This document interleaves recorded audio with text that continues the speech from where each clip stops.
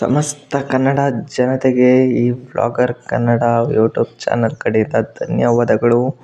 ನಿನ್ನೆಯ ಸಂಚಿಕೆಯಲ್ಲಿ ನೀವೆಲ್ಲರೂ ನೋಡ್ತಿರೋ ಹಾಗೆ ತ್ರಿವಿಕ್ರಮ್ ಅವ್ರಿಗೆ ಮತ್ತು ಭವ್ಯ ಅವ್ರಿಗೆ ಒಂದೊಳ್ಳೆ ಶಾಕ್ ಆಯಿತು. ಹಾಗೆ ವ್ಯೂವರ್ಸ್ಗಳಿಗೆ ಕೂಡ ಒಂದೊಳ್ಳೆ ಶಾಕ್ ಆಯಿತು. ಆ ಶಾಕ್ ಏನಪ್ಪ ಅಂತ ಅಂದರೆ, ನಮ್ಮ ಮೋಸ್ಟ್ ಡಿಸರ್ವಿಂಗ್ ಕಂಟೆಸ್ಟೆಂಟ್ ಆದ ನಮ್ಮ ತ್ರಿವಿಕ್ರಮ್ ಅವರು ಆಚೆ ಹೋಗಿದ್ರು, ಮನೆಯಿಂದ ಆಚೆ. ಆದರೆ ಅದು ಬಿಗ್ ಬಾಸ್ ಮತ್ತು ಸುದೀಪ್ ಅವರು ಸೇರಿಕೊಂಡು ಮಾಡಿರೋ ಪ್ಲ್ಯಾನು.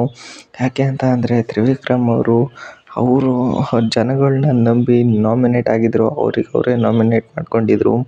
ಹಾಗಾಗಿ ಅವರಿಗೆ ಬುದ್ಧಿ ಕಲಿಸ್ಬೇಕು ಅಂತ ಹೇಳ್ಬಿಟ್ಟು, ಹಾಗೆ ಭವ್ಯ ಅವ್ರಿಗೂ ಕೂಡ ಅವ್ರಿಲ್ದಲೇ ಹಿಂಗೆ ಇರೋದು ಅಂತ ಹೇಳೋಕ್ಕೂ ಕೂಡ ಇರ್ಬೋದು. ಒಂದೊಳ್ಳೆ ಬಿಗ್ ಬಾಸ್ ಮತ್ತು ಸುದೀಪ್ ಅವರು ಸೇರಿಕೊಂಡು ಮಾಡಿರೋ ಪ್ಲಾನ್ ಅಂತಲೇ ಹೇಳ್ಬೋದು.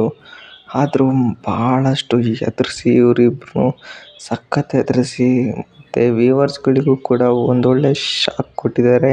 ಹಾಗೆ ಇವತ್ತೇ ಕೂಡ ಅವರು ವಾಪಸ್ ಬಂದಿದ್ದಾರೆ. ತ್ರಿವಿಕ್ರಮ್ ಅವರು ಇವತ್ತು ಅಂದರೆ ನಿನ್ನೆನೇ ವಾಪಸ್ ಬಂದಿದ್ದಾರೆ, ನಿನ್ನೆ ಸಂಜೆ.